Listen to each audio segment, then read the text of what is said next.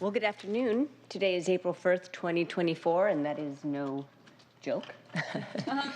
The council briefing meeting will come to order. The time is 2 o'clock. I note that Councilmember Strauss is excused today. Will the clerk please call the roll? Councilmember Saka. Here. Councilmember Wu. Present. Councilmember Hollingsworth. Present. Councilmember Kettle. Here. Councilmember Moore. Present. Councilmember Morales. Here. Councilmember Rivera. Council President Nelson.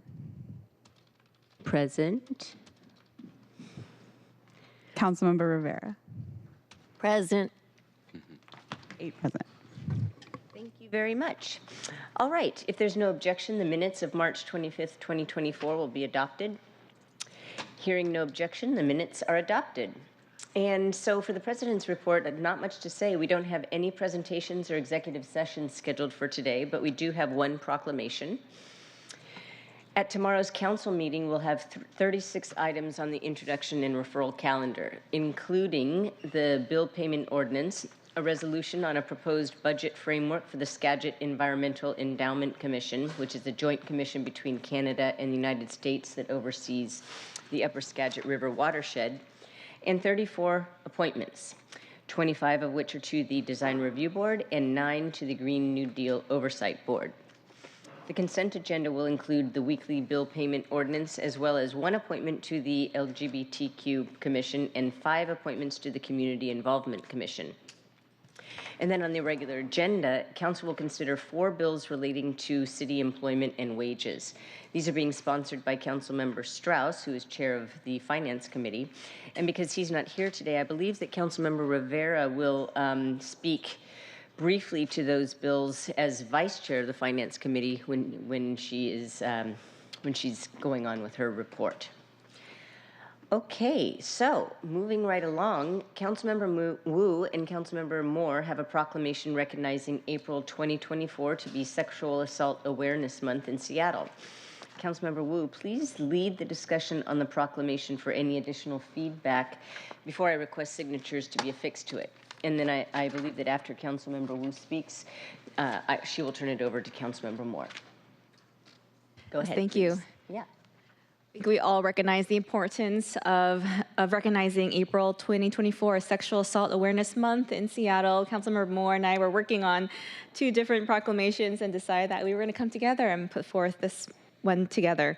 But so in partnership with HSD, Human Services Department, as well as the King County Sexual Assault Resource Center, we have circulated copies, and we're planning to present copies to leadership from the King County Sexual Assault Resource Center, as well as the Seattle Women's Commission, who'll be present tomorrow in chambers. I plan to have a more formal remarks tomorrow, but I will pass this to Councilmember Moore for further discussion. Great. Well, thank you very much, Councilmember Wu, and thank you for your partnership with this proclamation. I think it's great that we were able to join forces on this very important issue. So, colleagues, I am honored to bring this proclamation before you today. Sexual violence is a serious public health crisis with profound lifelong consequences for survivors. We know that sexual assault has disproportionate impacts on Black, Indigenous, and other people of color, people living in poverty, people in the LGBTQ+ community, elders, people with disabilities, and others who have been historically oppressed. So I am so grateful to advocates for their tireless work to help support survivors. And I invite my colleagues to join me and Councilmember Wu in wearing denim on April 24th to raise awareness about the misconceptions surrounding sexual assault and victim blaming. So thank you very much for this opportunity.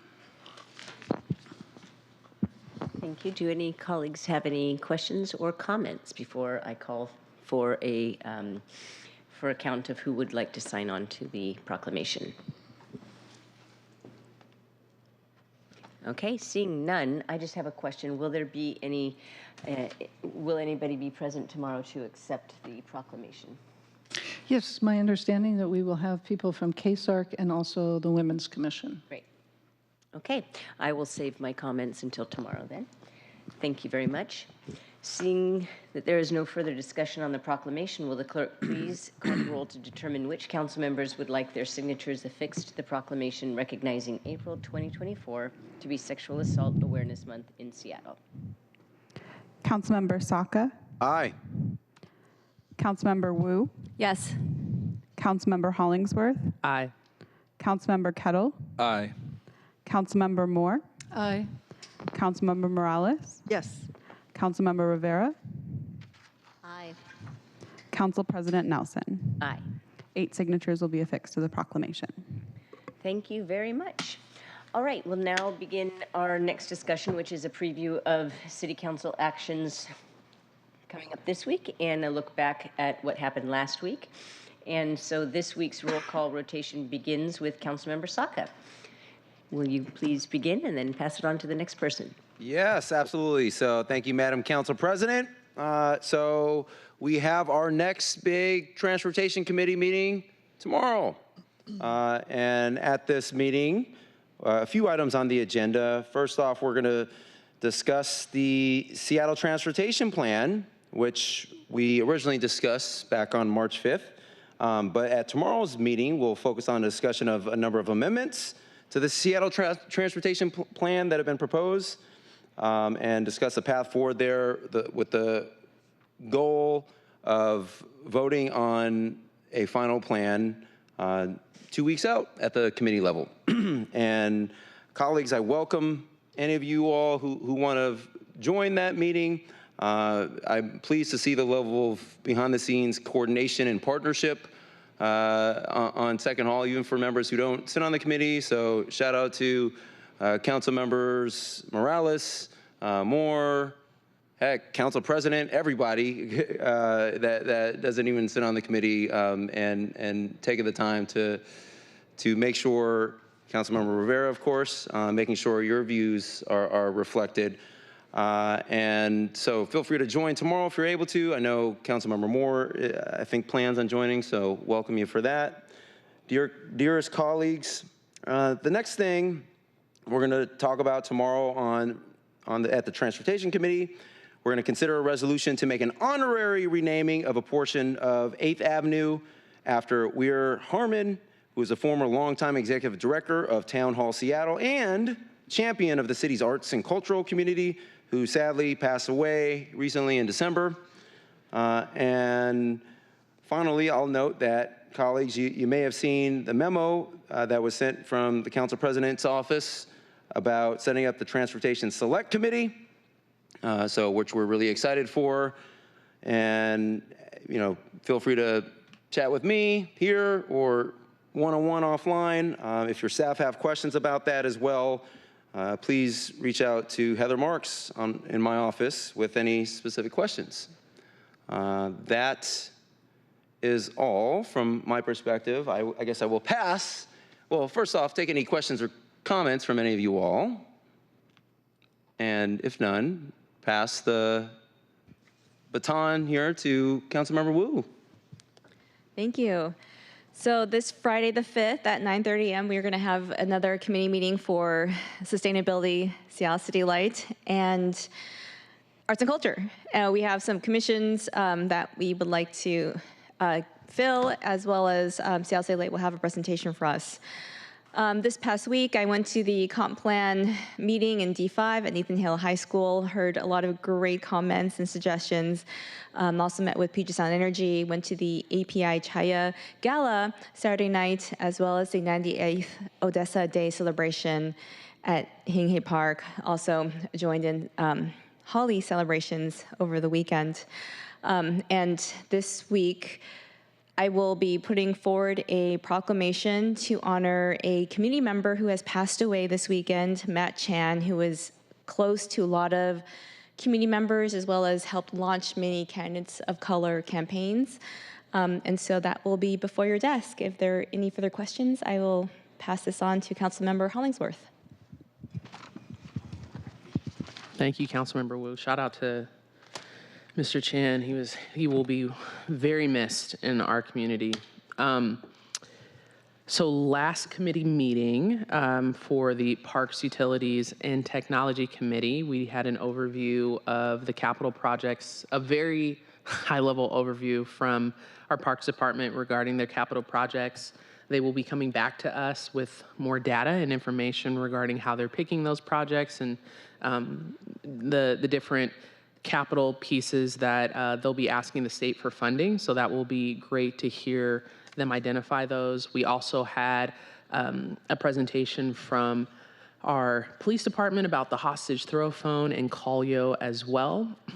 Our next meeting will be Wednesday, April 10th at 2 p.m. for our Parks Committee, our Parks, Utilities, Technology Committee. Regional meetings this week. I am on the Regional Quality Water Committee with Councilmember Kettle. That will be on Wednesday. We just received the agenda in the packet, so we'll be going over that information as well for our Wednesday meeting. District updates. Last week I went on a ride with our Unified Care team where we did a ride along in the district. I know some of my other colleagues have gone to look at the different sites where they're providing care and encampment resolutions. Also had small business coffee chat with Medier Brewery in the Central District and a bunch of different small businesses that came and talked about all the challenges that they're having and what they're hopeful in the city, which is super important. Also this weekend, spent time with Seattle Central Little League, and it is their start of their season. Very passionate about parks, play fields, and our kids and our youth. And there were a ton of kids there for our historic Seattle Central League that is home to the same fields of Bill North, Joe Staten, and Cornell Archie used to play on those same fields. And so did I. And last but not least, before I end my shout outs and updates, UConn Huskies play USC tonight. And the reason why that's important, the connection, is there's a guard. Her name is Malia Samuels. She's number 10. She's a Garfield High School graduate. She's a freshman, and she's majoring in business. She was a 2-time state champion at Garfield High School.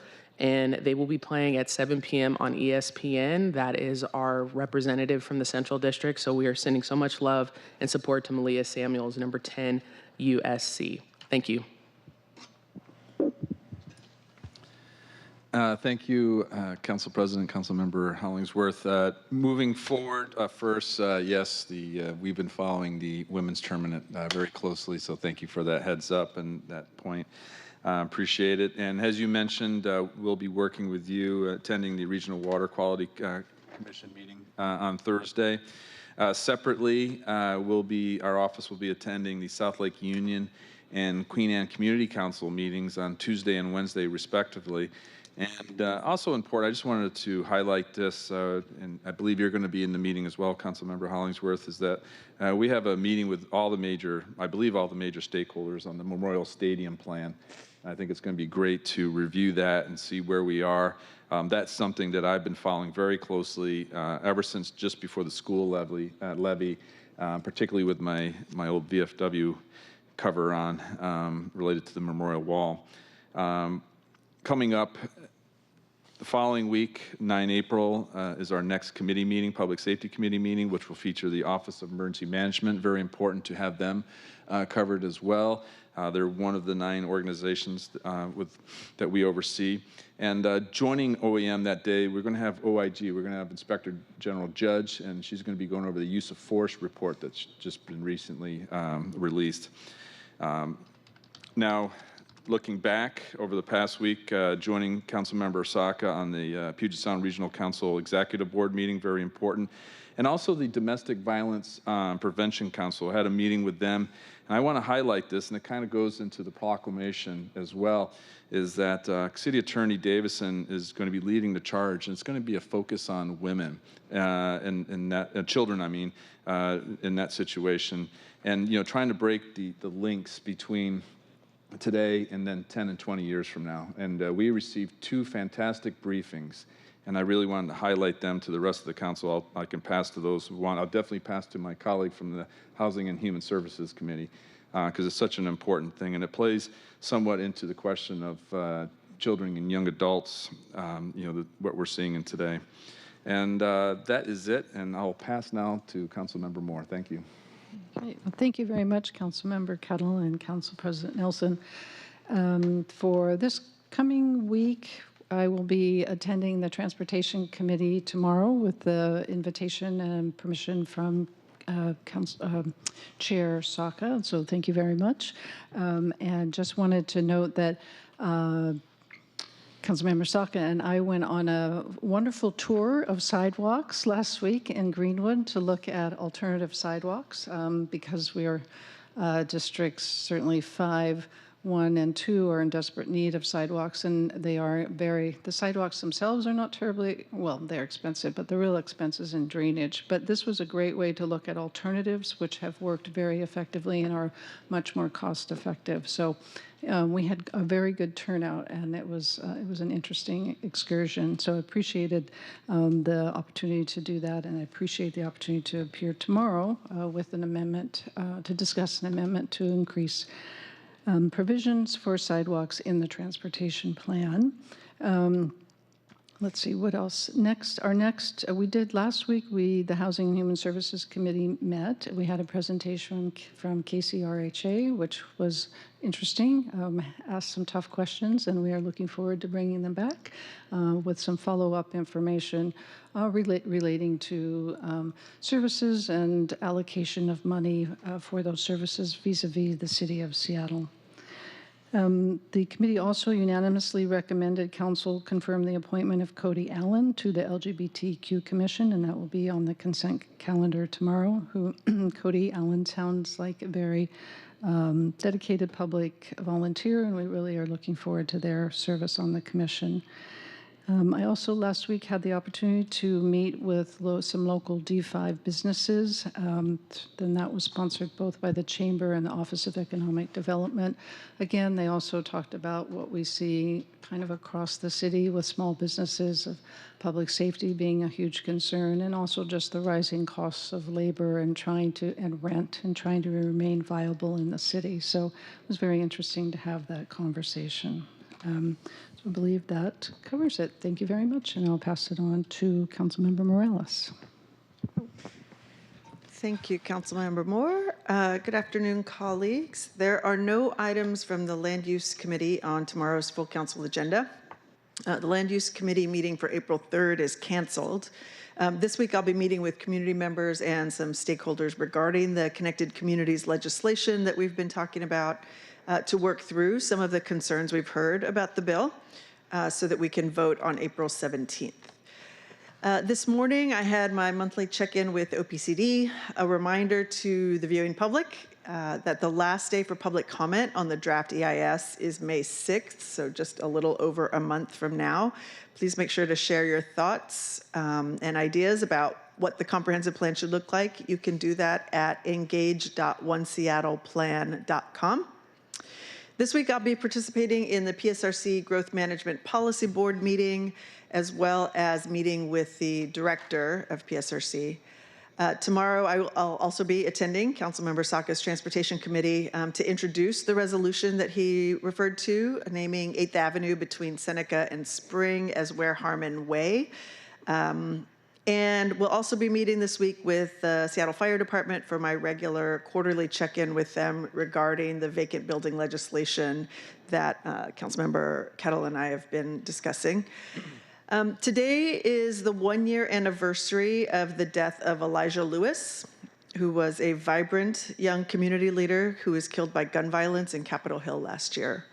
Elijah was a dedicated public servant, serving his community. He really focused on community economic development. He supported young Black entrepreneurs in the Central District and in the South End, and was a fierce advocate for reducing gun violence in our communities and creating a safer city for all of us. This morning, I joined his mom, Janine Lewis, and Elijah's friends and colleagues up at Seattle Central College to remember his impact on the CD and the South End and to honor his legacy.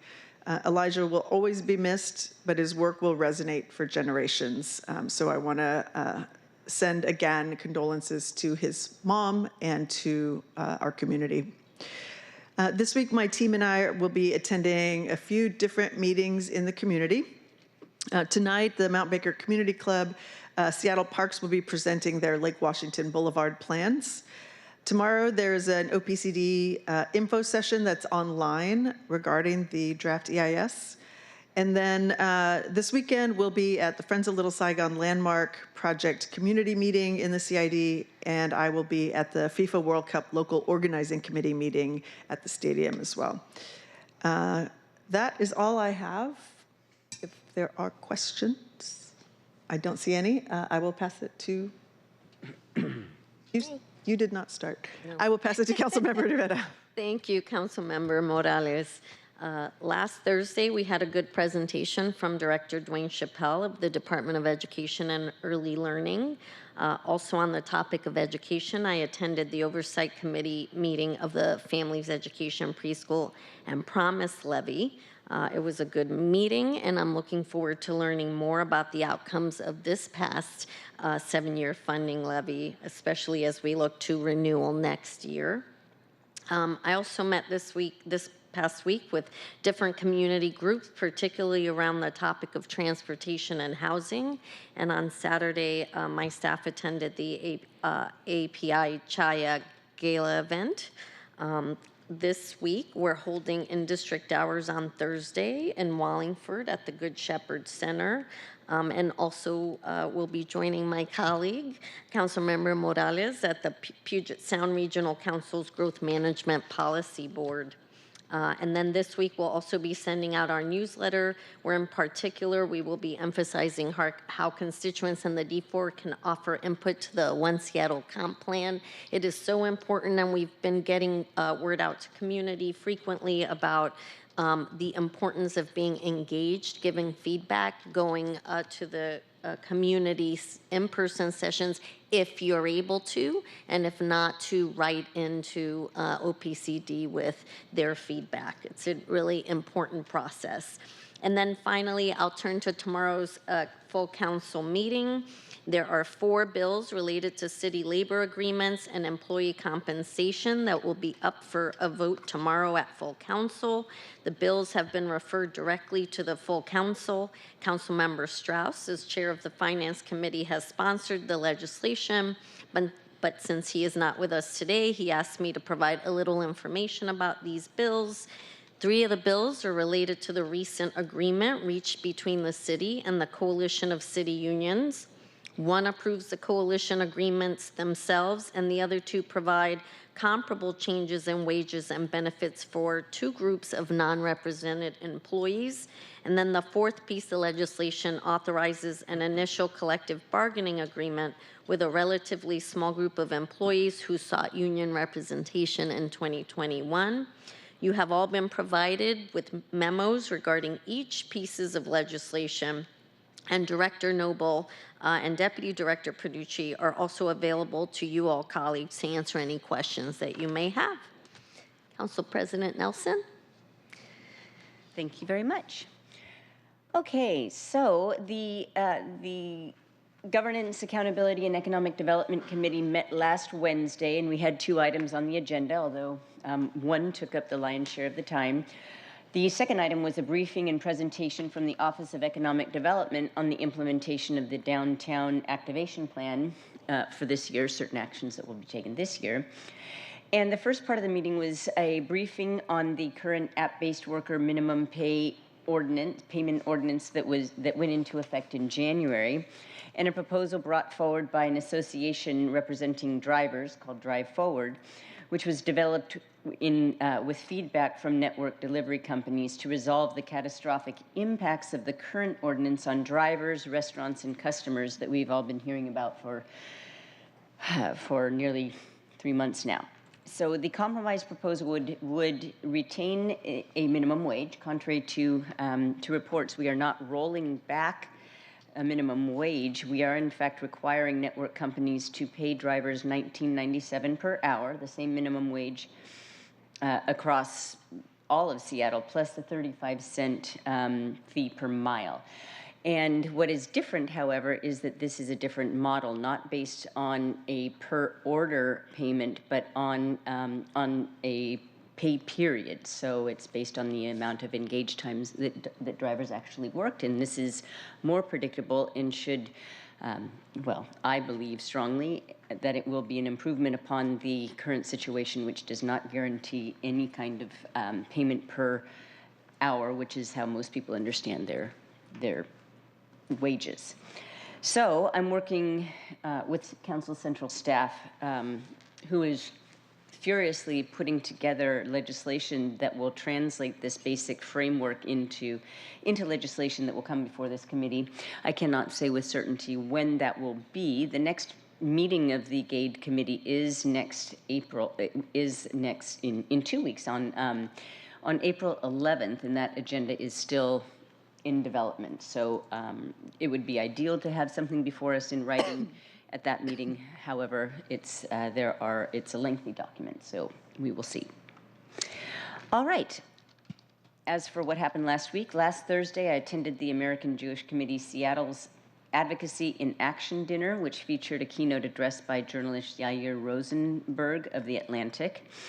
On Wednesday, my chief of staff and I joined Visit Seattle for their 2024 annual meeting at the SIF Cinerama Theater downtown. There's some good news about tourism and